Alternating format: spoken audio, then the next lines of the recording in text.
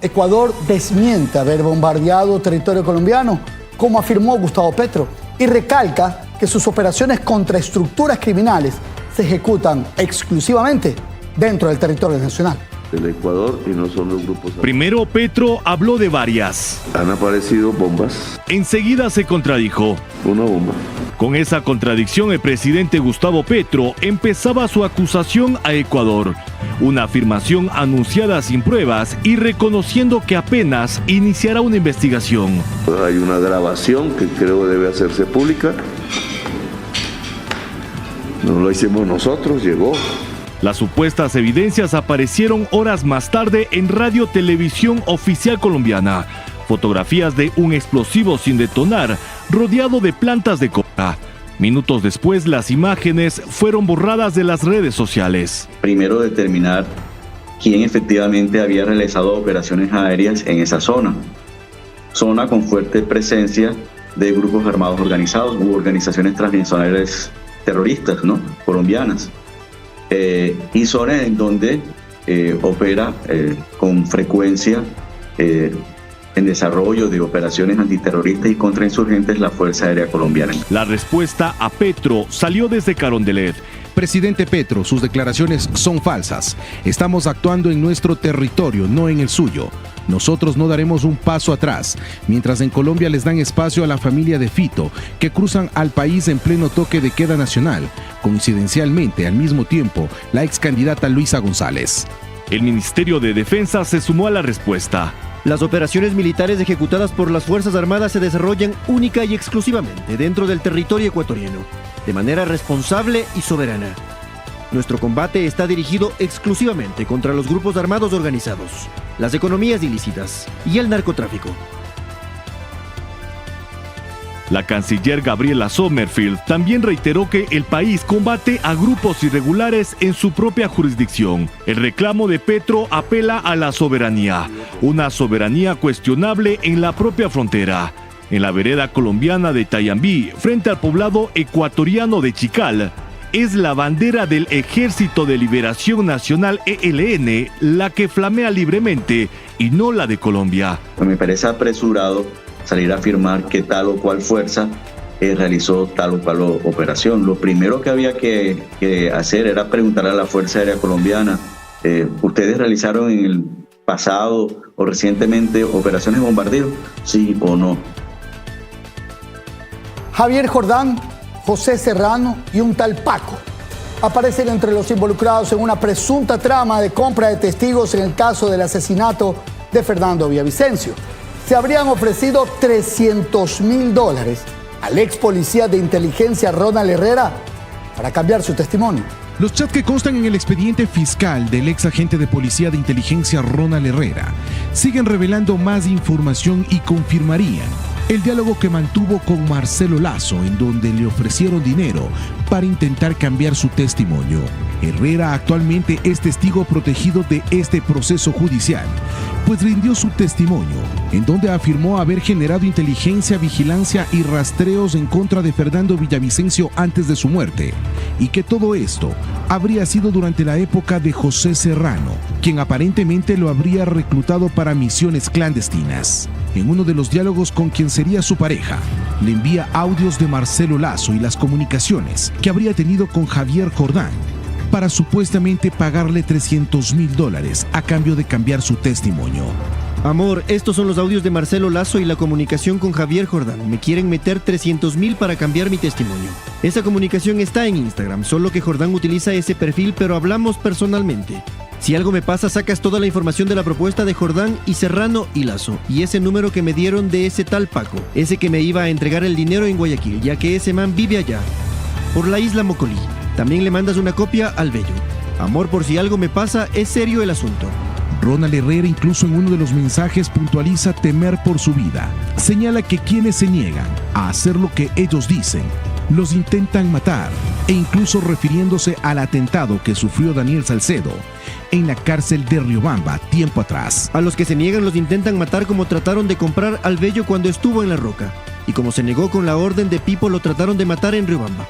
Capaz estos manes pagan en el SNAI para que me trasladen a alguna regional y allá me matan. ¿Me entiendes? Si eso pasa, sacas todo esto en la prensa para que sepan que Jordán, Serrano y Lazo me mandaron a matar. Te amo, cuida a mi hija, eres el amor de mi vida.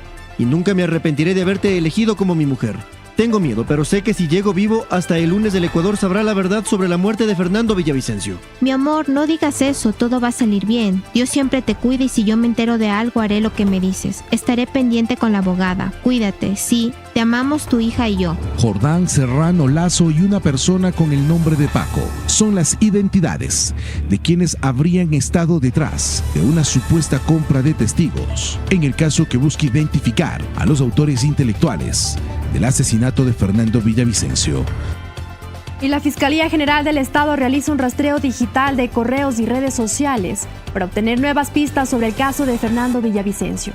Mientras tanto, la defensa de Verónica Zarauz rechaza señalamientos sobre una supuesta compra de un testimonio. En investigación para identificar a los autores intelectuales del asesinato de Fernando Villavicencio, entra en una nueva fase y ahora la lupa de la Fiscalía está bajo el rastro digital. La Fiscalía General del Estado, en una de las últimas providencias, solicita la autorización para acceder a correos electrónicos y cuentas de redes sociales que podrían contener información clave sobre el asesinato del ex candidato presidencial, a lo que se suman los audios que fueron revelados en una pericia que aparentemente apuntarían a otras personas. Se puede evidenciar incluso hasta la participación de la presunta viuda del ciudadano Fernando Villavicencio, quien por parte de esta cúpula criminal se ha dedicado a destruir el proceso y se ha evidenciado ¿en qué? En los audios ultra secretos, como lo ha nombrado el señor Rafael Correa. Natalia Salazar, abogada de Verónica Zarauz, rechazó el audio en donde se habría señalado a su cliente. Puntualiza que lo demuestren con pruebas, si es verdad. Porque si dicen haber comprado el testimonio de mi representada, pues entonces que lo demuestren, que agreguen pruebas documentales que aseveren esta alegación que obra de un audio. La diligencia solicitada por la Fiscalía General del Estado no solamente a los audios, sino también al acceso de correos electrónicos y cuentas de redes sociales, pues se busca acceder a información en plataformas de almacenamiento y también de redes sociales, a lo que se suma la pericia de identificación humana, incluido el audio que habría entregado la propia defensa del exministro del Interior del correísmo, José Serrano. Ellos ingresan un audio de una conversación con el señor René Coronel, en el cual él llega a Miami y lo reciben la señora Christiansen, esposa de José Serrano, y sorpresivamente Javier Jordán, en la cual ellos tratan de comprar primero el testimonio y que hagan unas pericias respecto a lo que él tiene o lo que él sabe, para ayudar justamente en ese momento a la fianza de José Serrano. La Fiscalía sigue ampliando el cerco sobre los posibles autores intelectuales y que aún busca responder la pregunta clave a la familia de Villavicencio, de quién ordenó matarlo, y además identificar a otras personas que aparentemente habrían intentado ensuciar el proceso judicial. La Asamblea Nacional sesionó en Cuenca este martes con una agenda marcada por la seguridad, además de la aprobación de la reforma a la ley penitenciaria, el bombardeo en la frontera con Colombia y el cruce de declaraciones entre Daniel Noboa y Gustavo Petro. También se generaron pronunciamientos.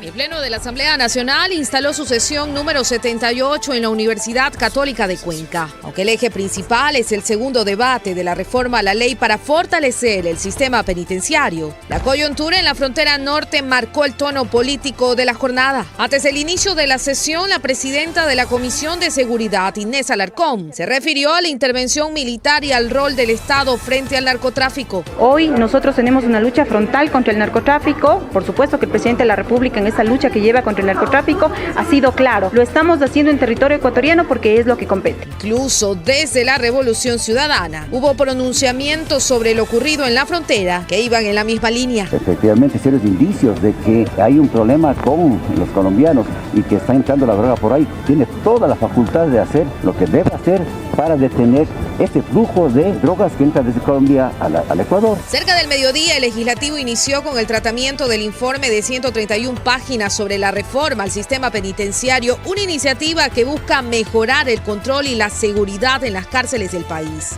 La ponente del proyecto, Inés Alarcón, defendió la necesidad de cambios estructurales. Señores, si seguimos haciendo lo mismo de siempre, nunca vamos a tener resultados diferentes. Si nosotros no controlamos la violencia en las cárceles, muy difícilmente lo hagamos en las calles. Medidas como que las personas privadas de libertad asuman el costo de su alimentación como parte del proceso de rehabilitación social concentraron el debate. Esto es parte de un sistema auténtico de rehabilitación y hacia eso hay que ir. Tras cerca de 2 horas de discusión, el Pleno procedió a la votación del proyecto de ley que fue aprobado con 84 votos a favor, 62 en contra y 2 abstenciones, con la presencia de 147 legisladores. Anteriormente se solicitó la reconsideración de la votación, sin embargo, esta no prosperó, por lo que la decisión quedó en firme. Y como lo anunciamos previamente durante el encuentro regional Eurofront, autoridades ecuatorianas respondieron a las recientes acusaciones del presidente Gustavo Petro. Mientras Ecuador consolida acuerdos internacionales de seguridad fronteriza con Estados Unidos, Colombia enfrenta reclamos por el control de su territorio. El eco de las acusaciones de Gustavo Petro chocan de frente con la diplomacia.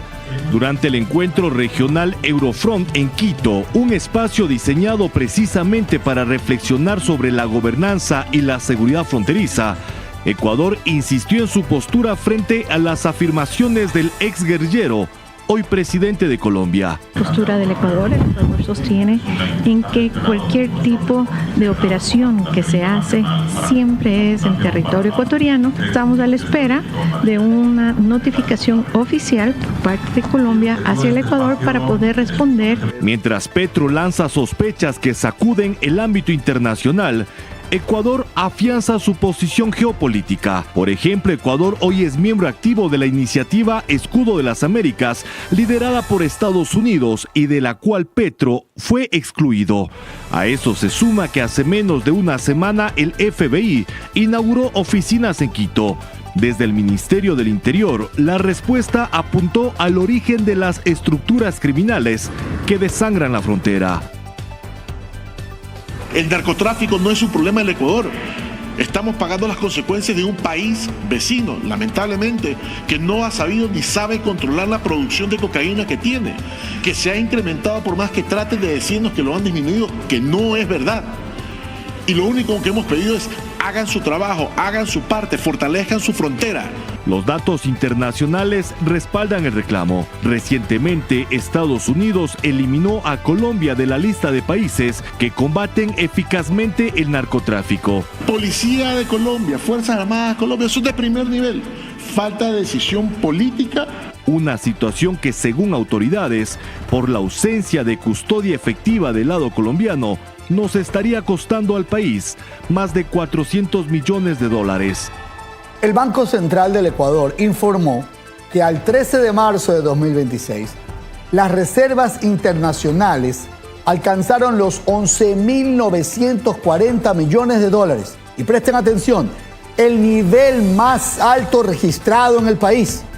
Este resultado, según la entidad, respalda la estabilidad financiera y la sostenibilidad de la dolarización. Además, refleja una gestión técnica y transparente, consolidando una tendencia de crecimiento sostenido y fortaleciendo la confianza en la economía nacional. Atención, la Fiscalía y la Policía ejecutaron allanamientos en 2 domicilios en el despacho de la Alcaldía de Cuenca, donde se recabaron indicios y evidencias. La Fiscalía informó que este allanamiento se hizo esta madrugada por una investigación de presunto delito de enriquecimiento ilícito relacionado con los movimientos económicos de la empresa privada del personero municipal. Eran más o menos las 2:30 de la mañana y timbraron a la casa. Yo contesté a través del conmutador y me dijeron que tenían una orden de allanamiento y que faciliten los temas, digamos. Yo les dije que me den unos minutos y obviamente pues aperturé absolutamente todos los temas para que ellos hagan las revisiones que entiendo corresponden. Debo, yo diría quizás hasta agradecer porque respetaron la intimidad de mi familia, de mis hijos, de mi esposa. No fue un tema violento, sino más bien un tema que yo les pedí que respeten, el sueño de los pequeños. Y la CLBP incorporó 7 megavatios al sistema eléctrico de la provincia de Santa Elena, reduciendo así las afectaciones ocasionadas por el daño en un autotransformador desde el pasado 28 de febrero. lo que provocó cortes de energía en la península. Mediante una rueda de prensa, autoridades de la Corporación Eléctrica del Ecuador y de CENEL EP, Unidad de Negocio de Santa Elena, informaron sobre las acciones que se están ejecutando para mejorar la capacidad de distribución de energía eléctrica en toda la provincia. Las autoridades explicaron que esta problemática se presenta desde el pasado 28 de febrero, situación que ha provocado interrupciones del servicio eléctrico en distintos sectores de los 3 cantones de la península, con cortes que se han extendido entre 3 y 4 horas durante el día. Hemos tenido unos días de un sol muy radiante, muy fuerte, y eso ha implicado que la demanda haya subido, ¿no? El transformador que nos da la energía nos llega a 69 kilovatios y nuestro pico llega a 120, 125. Entonces tenemos que desconectar esos 25, 30 megavatios para no ser afectados a toda la ciudadanía. Según indicaron los directivos, la avería de un autotransformador en el sistema eléctrico ha afectado al 30% de la población peninsular, lo que ha obligado a realizar maniobras técnicas y operativas para redistribuir la carga y así reducir el tiempo en que los usuarios permanecen sin el servicio de energía. En la asociación de Santa Elena, el transformador de 138-69 hectáreas. Actualmente estamos trabajando en jornadas extensivas 24/7 para lograr solventar estas necesidades de la provincia. Durante la comparecencia también se informó sobre la incorporación de 7 megavatios adicionales al sistema, una medida emergente que busca disminuir el impacto de los cortes eléctricos en los hogares, comercios y actividades productivas de la provincia. No obstante, las autoridades señalaron que la solución definitiva llegará con la instalación de un nuevo autotransformador que actualmente se encuentra en proceso de traslado desde el extranjero. Equipo que permitirá restablecer con normalidad el suministro eléctrico y fortalecer la estabilidad del sistema en toda la provincia. El gobierno nacional culminará la construcción del 5º puente en Guayaquil. Esto después de la terminación del convenio con la Prefectura del Guayas. Con el anuncio del fin del convenio entre la Prefectura del Guayas con el Ministerio de Transporte y Obras Públicas en la ejecución de los tramos 4 y 5 del 5º puente, el ministro Roberto Luque explicó los motivos, cuáles tuvieron que haber sido los avances dentro del cronograma establecido. Hoy deberíamos estar en un 75% y según la prefecta está en 30%. Los informes bimensuales que tenemos, el último que tenemos habla de más o menos 25%. Por darle solo un ejemplo, el puente sobre el río Bulubulu es un puente que debió haberse empezado en el mes 3 y hasta ahora se ha empezado.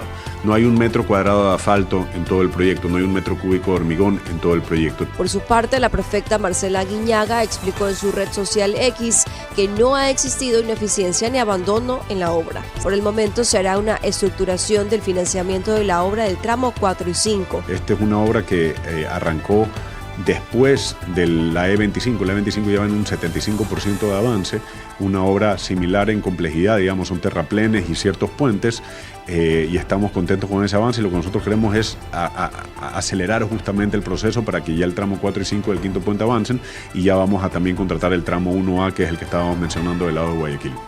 Con esta actualización, el ministro Luque afirma que la obra debe estar culminada en 2028, dentro del periodo que anunció el presidente Daniel Noboa. Y la nueva administración del Hospital Teodoro Maldonado Carbo de Guayaquil busca mejorar la atención en esta unidad de salud intervenida por decreto ejecutivo. La intervención del Hospital Teodoro Maldonado Carbo, que durará 6 meses, tiene a su encargado directo y también es el nuevo gerente. Hablamos del doctor Josué Elías Pilco Tarira, quien antes se desempeñaba como el coordinador general de la docencia en la Casa de Salud. En las últimas horas, él, junto al presidente del directorio del IES, Bernardo Cordobés, supervisó varios pisos de las instalaciones del hospital para tomar acciones inmediatas. El recorrido de las autoridades generó reacciones en los pacientes que conocieron la noticia. Y ojalá que con las nuevas autoridades que estén se dé una mejor atención y que los usuarios, que todos los que estamos pagando el seguro, seamos beneficiados, que sea para el mejor de todos nosotros. Los funcionarios buscan resolver uno de los problemas, como es el del restablecimiento integral de los servicios de limpieza en el hospital. La máxima autoridad del IES constató el estado actual de las instalaciones y escuchó los pedidos de muchos pacientes y a sus familiares. Gracias a Dios, sí, para qué me están atendiendo, pero los remedios no están. ¿Tiene fe que esto va a cambiar? Claro, primero es Dios que uno tiene que tener fe y otra que el hombre tiene que cambiar. La medida surge por el decreto ejecutivo que estableció el presidente Daniel Noboa tras el asesinato de Carlos Maruri Torres, funcionario del hospital hace 8 años y quien se desempeñaba como el jefe del área de servicios generales. El jefe de Estado indicó que la víctima se negó a firmar contrataciones para mafias que operan detrás de supuestos servicios de limpieza. Actualmente, 19 áreas de la Casa de Salud están militarizadas. Nosotros vamos a actuar con contundencia en todos los sectores que son de responsabilidad de Fuerzas Armadas. El nuevo gerente e interventor se alista para emitir su primer informe a la Vicepresidencia de la República en las próximas horas.